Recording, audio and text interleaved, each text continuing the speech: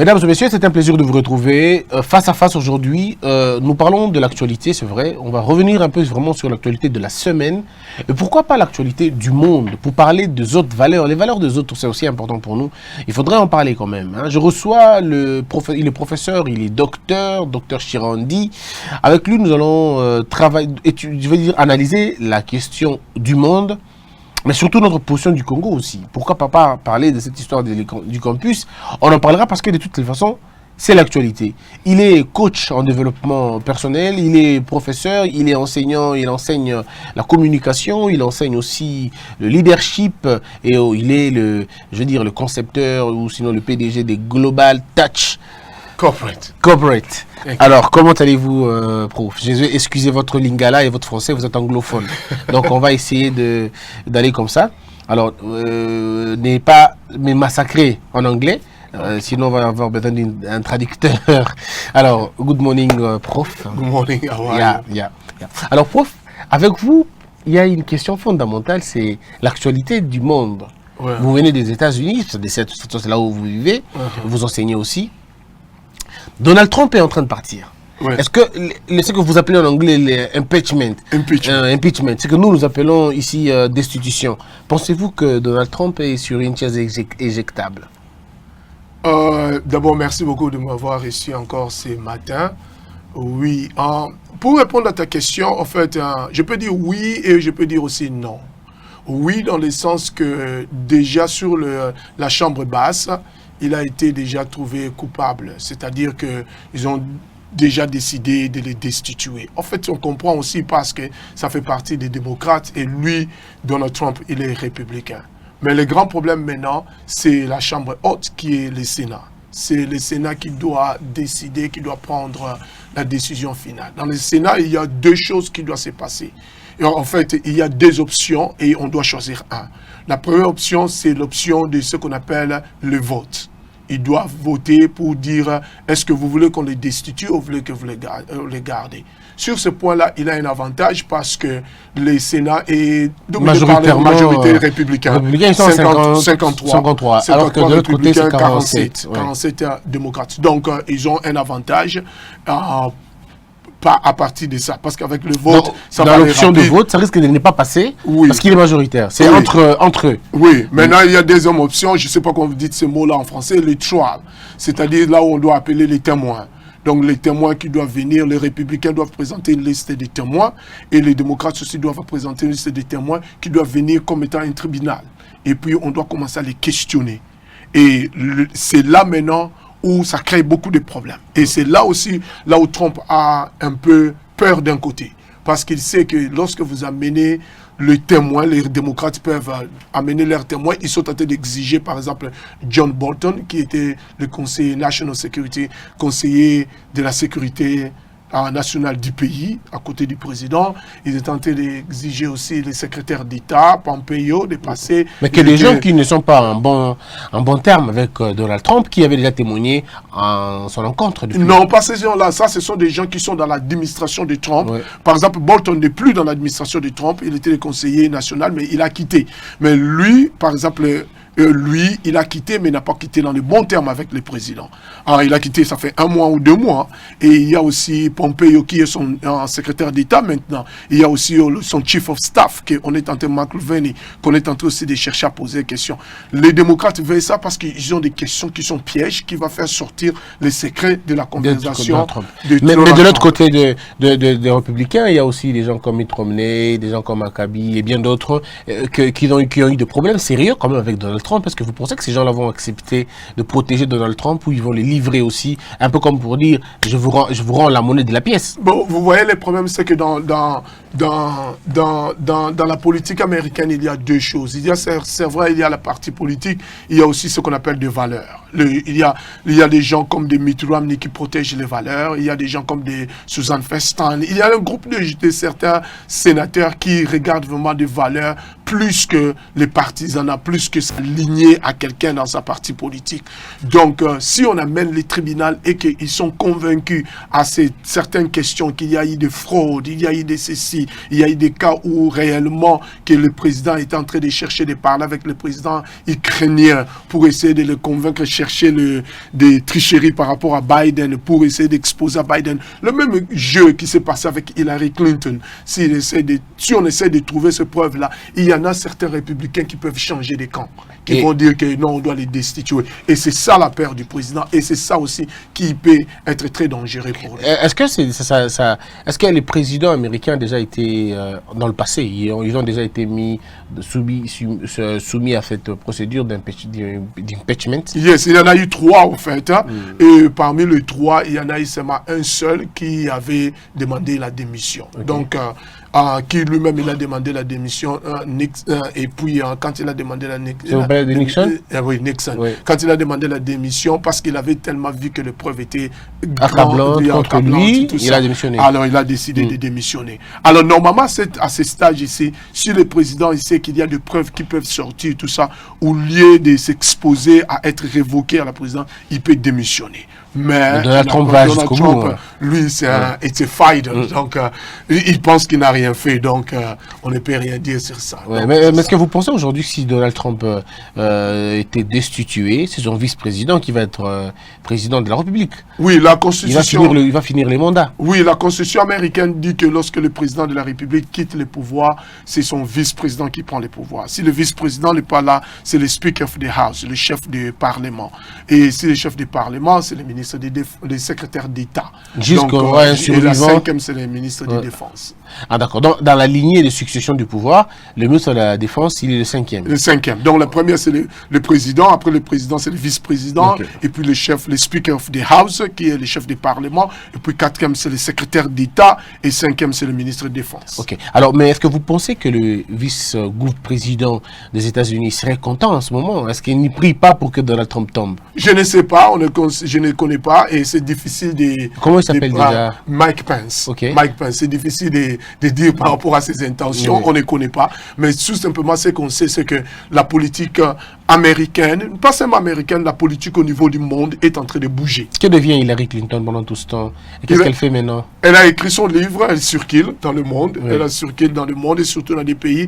Et surtout aussi, ils sont en train de chercher à voir qui peut être un candidat fort au milieu des démocrates pour essayer de confronter le président Trump. On parle de la femme d'Obama, Michelle Obama. Est-ce que vous pensez, j'ai suivi une de ses interviews, elle a dit qu'elle n'aime pas la politique, elle n'a pas besoin de la faire. Oui, elle avait dit ça, même lorsque tu lis son livre, ouais. Elle a dit qu'elle n'a pas vraiment, dans ses livres, elle a mentionné comment est-ce que sa vie a été transformée à la Maison Blanche et comment est-ce qu'elle pensait que, comment est-ce que ils ont eu beaucoup des ennemis et comment aussi la politique l'a aidé à grandir.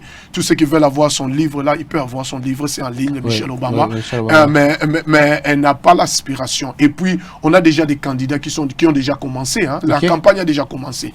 Donc maintenant, il y a 4 dominants. Il y a Joe Biden, c'est lui qui était le vice-président. Joe Biden reviendra encore? Oui, il est candidat. Okay. Il est candidat parce que nous, on a déjà commencé. Hein. La campagne a déjà commencé. C'est pour quand les élections déjà? Les élections, c'est l'année prochaine. L'année prochaine. Donc, la campagne a déjà commencé, tout ça. Donc en fait, d'ailleurs, je m'excuse, les élections, c'est cette année. C'est cette année 2020. Donc, la campagne a déjà commencé et...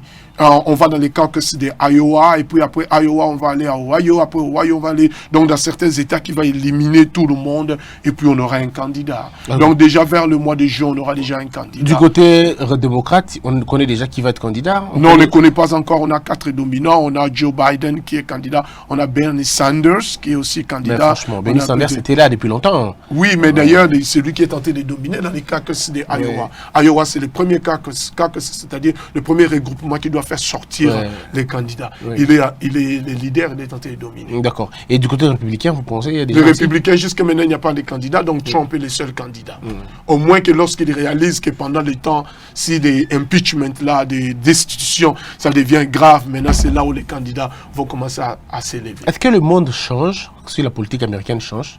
Je pense que le monde change. Lorsque vous regardez le monde aujourd'hui, vous remarquez par exemple NATO n'est plus uni comme c'était écrit OTAN. On appelle NATO, c'est OTAN. N'est plus uni comme c'était uni.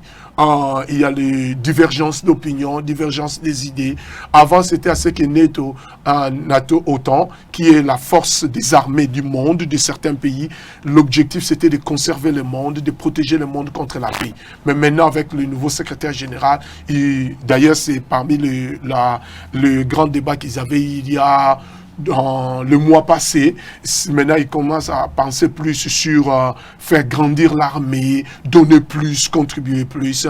Et puis, vous avez ce qu'on appelle les trades, l'échange du monde, surtout le transatlantique entre les États-Unis et les pays européens. Donc, ça aussi, il y a divergence. Le président Trump demande à tous les autres pays d'essayer d'augmenter leurs intérêts, leurs pourcentages et leurs contributions. Donc, tout ça, donc les dynamiques du monde vraiment change. Lorsque vous entrez entre la Chine, la Russie, ça change aussi. Donc, et alors, avant de parler de la position de l'Afrique et du Congo, j'aimerais que vous puissiez nous donner votre point de vue sur la mort du général Soleimani au niveau de l'Iran. Ça a suscité beaucoup de problèmes. Est-ce que l'Amérique est exposée à des frappes iraniennes?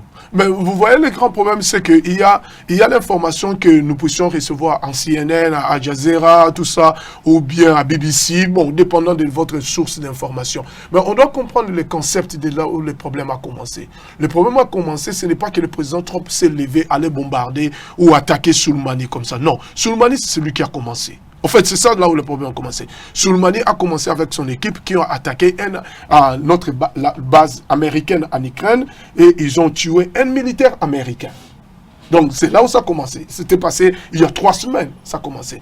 Et puis maintenant, le président Trump, maintenant, il a essayé maintenant de répliquer.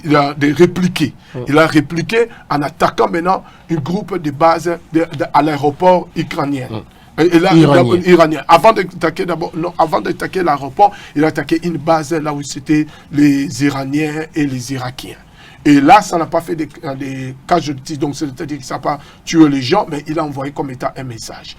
Maintenant, les gens se sont révoltés. Et quand les gens se sont révoltés, les Irakiens et les Iraniens se sont révoltés. Pourquoi les Irakiens sont révoltés? Les Irakiens sont révoltés parce que l'Iran et l'Irak et pays voisins comme Congo-Kinshasa, Congo-Brazza. Alors, la base américaine, une partie, ce n'est pas une base américaine, mais c'est un camp militaire qui est protégé par les États-Unis. Ils ont laissé ça avec 5000 militaires qui sont là-bas pour essayer d'entraîner, d'aider les militaires irakiens. Après l'histoire de Saddam Hussein et tout ça. Et puis, deuxième chose, il y a beaucoup de tendances de terrorisme là-bas. Alors, ils se basent là-bas. L'Amérique croit que c'est l'Iran et l'Afghanistan qui soutient le terrorisme là-bas. C'est ça, ce que l'Amérique a comme information. C'est ce qu'il croit. Alors, maintenant, l'Irak, maintenant, c'est plein du fait que l'Amérique attaque certains des gens d'Iran sur leur territoire et Iran aussi attaque les gens d'Amérique sur le territoire irakien. Donc la guerre ne se passe pas entre l'Iran et les États-Unis, mais l'Irak est impliqué. L'Irak est impliqué parce que c'est là où la base américaine est et c'est là où aussi certains Iraniens viennent aussi pour certaines transactions. Parce que l'Iran est dans un embargo qui fait en sorte que sur les transactions mondiales de commerce, ils n'exercent pas. Alors pour bien exercer ça, ils doivent passer par l'Irak. Ou ils doivent passer par Koweït, ou ils doivent passer par Afghanistan pour essayer de faire certaines transactions. Et l'Amérique a toujours tendance à vouloir tout contrôler. Et c'est peut-être ça pour ça qu'on l'attaque aussi souvent. Elle veut imposer sa politique dans les politiques du monde. C'est elle qui décide sur vos frontières. Elle décide sur la politique que vous devez prendre. Est-ce que ce n'est pas une mauvaise tendance? Est-ce que ce n'est pas le problème des républicains finalement? Peut-être que je ne suis pas la bonne personne de parler sur ça parce que ma loyauté est divisée comme étant un Américain. En même temps aussi comme étant un homme d'origine africaine qui peut voir aussi de la même angle comme beaucoup des Africains sont en train de voir. Mais je peux dire à tout le monde que l'Amérique avait raison de répliquer. Soleimani a tué beaucoup de gens et il a été impliqué dans plusieurs meurtres. Mais la seule question qu'on pose, c'est que pendant tous les 4 ans que le président Trump a commencé à diriger, Soleimani était là. Pourquoi on ne l'a pas éliminé depuis longtemps? Les républicains vont dire on l'a pas éliminé depuis longtemps parce qu'on a maintenant des sources d'information qu'il a fait ce qu'il a fait il y a 3 semaines. Mais on dit non, il a fait ça déjà avant parce que c'est lui qui avait organisé l'histoire même de ce qui s'est passé au Kenya, le terrorisme du Kenya, celui qui a organisé le terrorisme. Donc il y a beaucoup d'histoires. Alors maintenant, pourquoi il n'a pas fait ça? Les démocrates vont dire que non, on a besoin de preuves. Jusqu'à maintenant, là, les républicains ne sont pas encore capables de nous montrer vraiment de vraies preuves. Mais de l'autre côté aussi, les gens disent que Trump a fait ça pour essayer de nous distraire pour l'histoire de la destitution. Pour que l'attention tourne sur cette histoire au lieu de la destitution. Donc ça pèse de tous les deux côtés. Est-ce que c'est vrai que les républicains sont contre l'Afrique? Est-ce que c'est vrai que les républicains, pardon, est-ce que c'est vrai que c'est quand les républicains sont au pouvoir que l'Afrique connaît les plus grands problèmes, ou c'est lorsque les démocrates arrivent au pouvoir que l'Afrique subit des problèmes?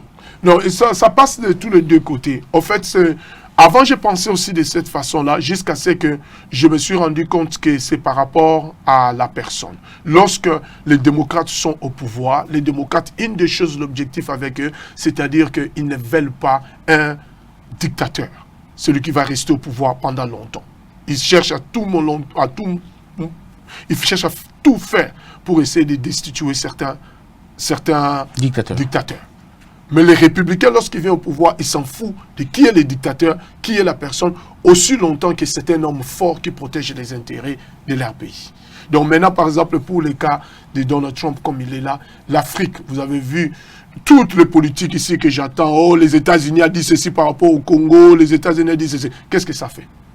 Vous avez entendu ça depuis longtemps. Parce que quand les chefs à la tête n'ont même pas ça dans la tête, tous ceux qui sont en train de parler là-bas, ils peuvent parler ce qu'ils veulent là.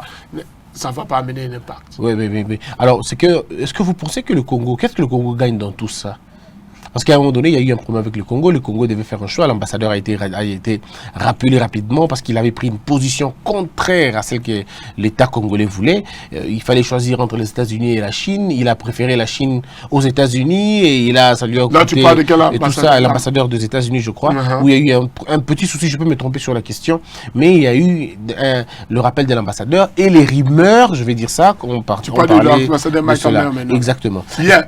Parce que tu vois, le problème c'est que les gens, il faut savoir que les États-Unis ne s'attendaient pas à tout prix que dès que le président Etienne Tshisekedi vient au pouvoir, il doit être en contact déjà avec la Russie, il doit être déjà en contact avec la Chine, parlons surtout plus le cas de la Russie, s'est déplacé même pour voir la Russie, et ça je ne vais pas entrer dans le détail à ça, mais ce sont des choses que ça a choqué les Américains, et en quelque sorte il faut voir aussi ils ont leur ambassadeur qui leur montre que non, l'homme est pour nous, l'autre est pour nous, l'autre pour nous, mais l'Amérique joue la politique et l'ennemi, comment on dit ça? L'ami de mon ennemi. L'ami de mon ennemi, c'est mon ennemi. Donc tu vois cette politique-là. Oui, mais cette politique n'a pas dérangé parce que jusqu'aujourd'hui, Félix Tshisekedi entretient de très bons rapports avec l'Amérique. L'ambassadeur est toujours là, mais je parle plutôt de l'ambassadeur du Congo aux États-Unis qui a été rappelé. Yeah. Est-ce que vous pensez que si aujourd'hui on fait le choix de la Chine, les États-Unis vont fermer les portes derrière nous? Non, les États-Unis ne vont pas fermer les portes derrière vous aussi longtemps que vous montrez aux États-Unis quels sont leurs intérêts. Il faut qu'on montre aux États-Unis quels sont leurs intérêts. Mais quel est vous voyez le grand problème qui se passe maintenant, c'est on est en train d'avancer dans le monde des technologies. Le problème du Congo, c'est la technologie, c'est le cobalt, l'uranium, tout ça. On se prépare déjà, il y a des voitures électriques, il y a maintenant avec tous les smartphones, il y a tout. Donc ça, ce sont des choses qui sont maintenant. Dans 10 ans, qu'est-ce qui va se passer? Certainement, il y aura une autre technologie. Il y aura une autre technologie qui exige à tout prix ce qui est au Congo. On parle aussi des avions électriques qui vont venir après, on va éliminer les kérosènes, on va éliminer tout ça. Oui, c'est vrai, on parle de ça. Maintenant, il faut s'imaginer, moi j'ai fait 15, 20 pays peut-être par année, ou 2 ans, tout ça, je voyage beaucoup. Mais une chose est vraie, vous allez voir, j'ai déjà remarqué, même maintenant, là, les pilotes, il est venu s'asseoir, hein, il était là. Donc, moi, j'étais à 2, j'ai vu le pilote s'asseoir de l'autre côté, il était assis là-bas. Donc, le copilote, maintenant, c'est tout électronisé. Oui. Électronique, donc, on met simplement les codes et l'avion décolle. De soi, ce que les pilotes font, ne font qu'observer ce qui est en train de se passer. Ce n'est plus manuel avec la main. Peut-être qu'ils vont juste atterrir et décoller, c'est tout, et puis le reste... Oui, les voitures électriques, maintenant, c'est simplement mettre les codes, l'avenue, tout ça, et la voiture elle-même vous conduit. Tout ça, ça vient d'où? Tout ça, ça vient avec le matériel de coltan. Tout ça, ça vient avec ce qui est en train le cobalt, donc c'est ça. Mais quelle politique nous devons mener pour profiter de cela? La politique qu'on devait mener, c'est la politique des gagnants-gagnants.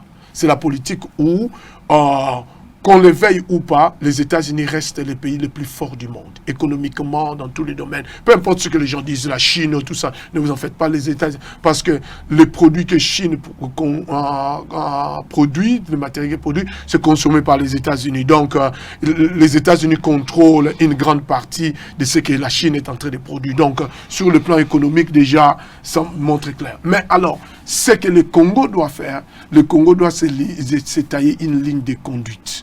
Qu'est-ce que vous voulez faire? Le grand problème avec ce gouvernement, c'est le fait qu'ils sont éparpillés. Vous devez plus décider quelle est la ligne de conduite que vous allez faire, quels sont vos intérêts, quelle est la première chose que vous allez viser. Et à partir de ça, vous créer une alliance avec cela. Alors, moi, si j'étais à la place du président, je veux voir tout ce qui est les intérêts, tels que les infrastructures, tels que les histoires de la vie sociale, tout ça. Je peux laisser l'Amérique faire prendre à certains intérêts de vos minéraux, de vos aussi, pendant 5 ans, 10 ans, aussi longtemps qu'ils peuvent venir vous construire les infrastructures en place. Et c'est ça, c'est que l'ancienne administration aussi n'avait pas fait. Alors, est-ce que vous pensez aujourd'hui que, depuis que Félix Tshisekedi est au pouvoir, la politique internationale du Congo, elle est définie, ou vous pensez que nous naviguons encore à vue? Ce n'est pas encore défini, c'est encore à vue. C'est encore en clair. Et pourquoi, selon vous? Parce que, vous savez, le leadership, c'est un art. Le leadership, c'est l'habilité d'influencer. Vous ne pouvez qu'influencer avec la capacité qui est en vous. Certes, le président a sa capacité en lui, mais le président veut faire asseoir son pouvoir. Certes, il a déjà peut-être il a déjà fait asseoir son pouvoir, tout ça.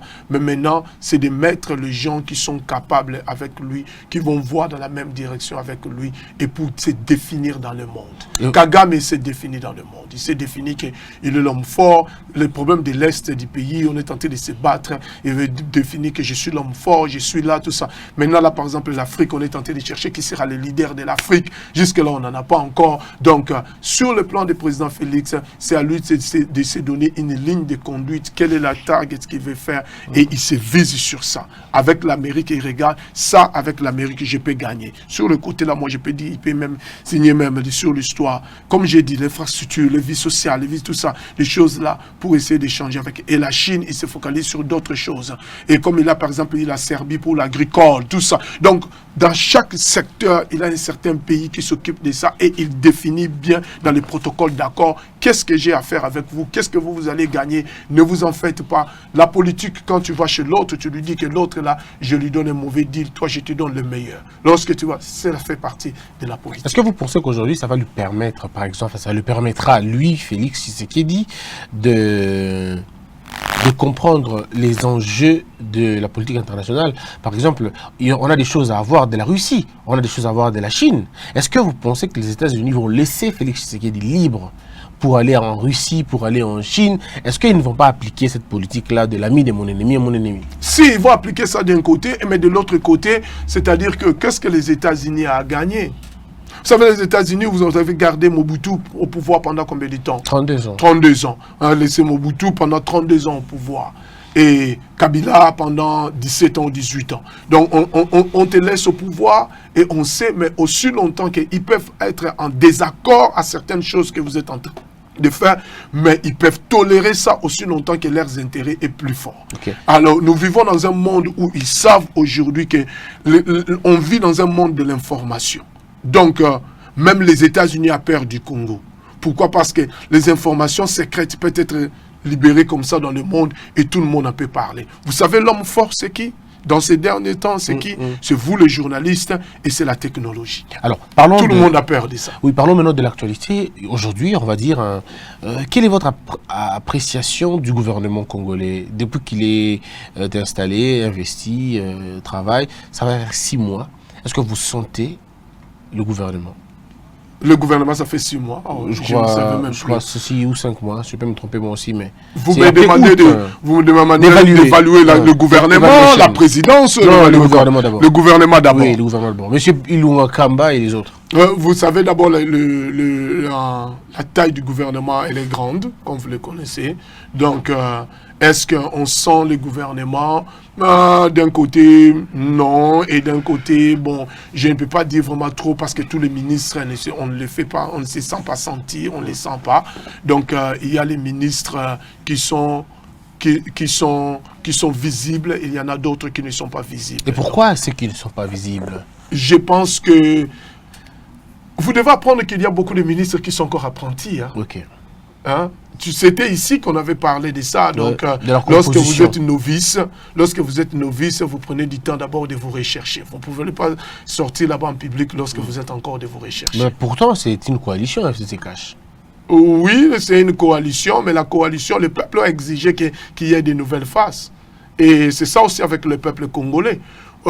Donc, vous avez exigé qu'il y ait de nouvelles faces. Il y a des gens qui n'ont pas aussi d'expérience, qui vont apprendre pendant les temps qui sont dotés de servir. Servir au ministère, être ministre d'un pays, ça ne veut pas dire être leader d'un parti politique.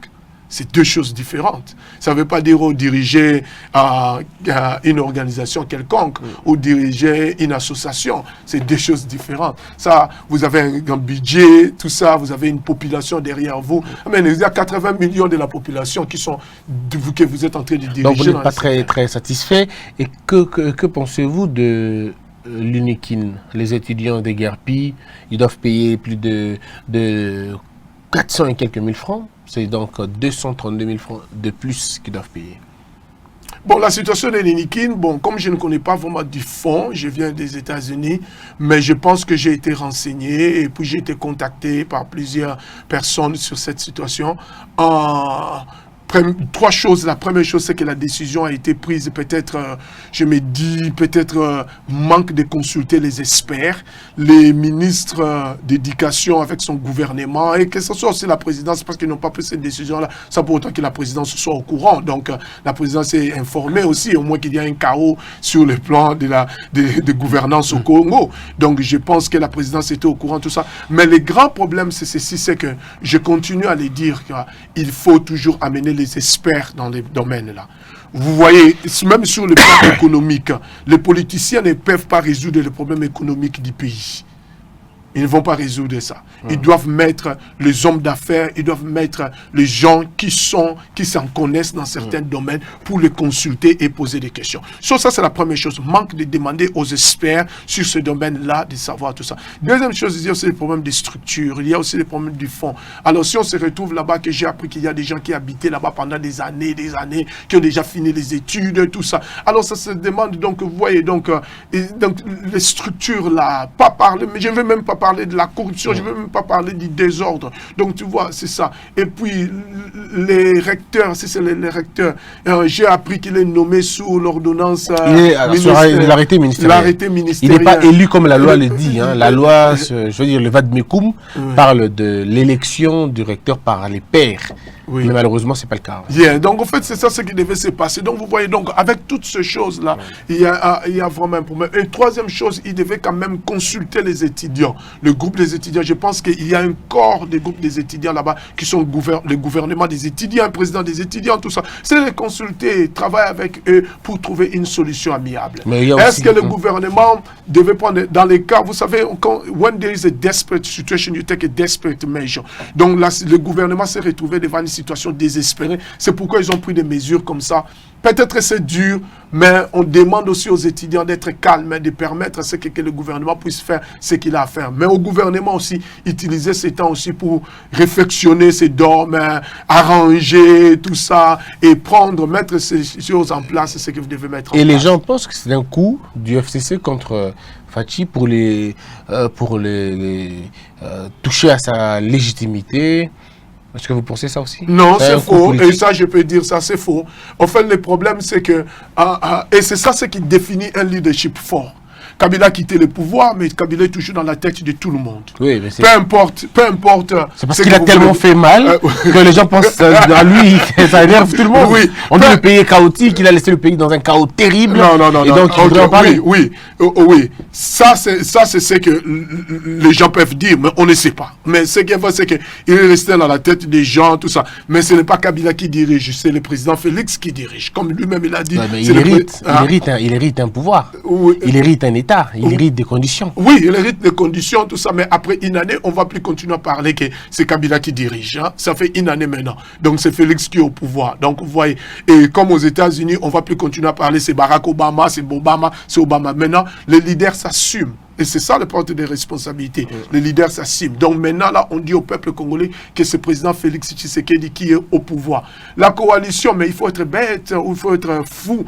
Vous travaillez, vous êtes en coalition avec un autre parti politique ou bien une autre plateforme. Vous voulez qu'ils puissent échouer. Mais s'ils échouent, c'est vous-même qui échouez. Donc le mariage, oui, là, non, attendez. Ça peut être possible aussi, non? Oui, ça peut être possible, oui, mais le problème, c'est que le peuple congolais, nous devons quitter le stage de la spéculation. On doit avoir avec des preuves lorsque nous parlons des choses. Nous devons parler des choses avec des preuves. Ce n'est pas pour être kabiliste, ce n'est pas pour être tshisekidiste, ce n'est pas pour être ici. Mais moi, je pense que nous devons avoir des preuves qui sont tangibles à ce qu'on est en train de dire. Et les peuples doivent laisser un peu Kabila dans son coin et donner la chance peut-être au président Félix pour qu'il puisse avancer. Vous savez, si vous parlez plus de votre ennemi... Vous le voyez gagner ces mandats, Félix Tshisekedi? Ces mandats ici, oui. Il n'a que deux choses. Il doit changer ses collaborateurs, ça c'est la première chose, et il doit bien définir sa relation avec, des côtés de l'IDPS, avec sa partie politique, IDPS et l'INC, et puis de l'autre côté, il doit définir aussi très bien ses relations avec FCC, savoir qu'est-ce que vous gagnez et qu'est-ce que le parti politique là. S'il fait ces deux choses-là, il va réussir. La présidence et son cercle doivent être changés. Merci beaucoup, docteur, professeur Chirandi. C'était un grand plaisir. C'est avec ça qu'on va terminer cette émission. Est-ce que vous avez un mot particulier, un message particulier à dire aux Congolais, ceux qui écoutent l'anglais, bien sûr? So you want me to talk in English? Yeah. Speak English. Voilà. Donc, so I want to encourage all the Congolese to be patient. Sometimes change is painful, but change is evident. So there is a change of the government, there is a change of the structure in the place. It's painful, but it's always evident. So ce que je voulais dire aux Congolais, le changement a toujours été très pénible. Chaque changement. John Maxwell dit que people don't resist a change, people they resist being changed. Donc les gens ne résistent pas le changement, mais les gens se résistent le processus du changement. Yeah. Donc il y a un processus de changement en place et ils doivent être patients de donner ça une chance. Mais en même temps, nous disons sur le gouvernement, c'est à vous maintenant de vous mettre au travail et de continuer. C'est vrai, peut-être que vous êtes au travail, mais continuez un peu. Aidez-nous aussi avec les sautes moutons là, s'il vous plaît. Merci beaucoup. I understand. Merci, merci prof. Thank you very much. Thank you. Donc c'était. Look at you, proud of you. That's good, huh? I learn English. English is difficult. It's difficult. It's difficult. It's difficult, but it's the international language. You need to know that. Yeah. Parce que si on t'appelle à Al Jazeera, so you have to know what to go to say. No, in French. Oh, je sais que Batouka va Nilka, va Hervé, va mon nom compliqué, mais on se retrouve très prochainement, mesdames et messieurs. Que la peur quitte nos esprits et que Dieu bénisse les RDC. Thank you, my friend. Thank you.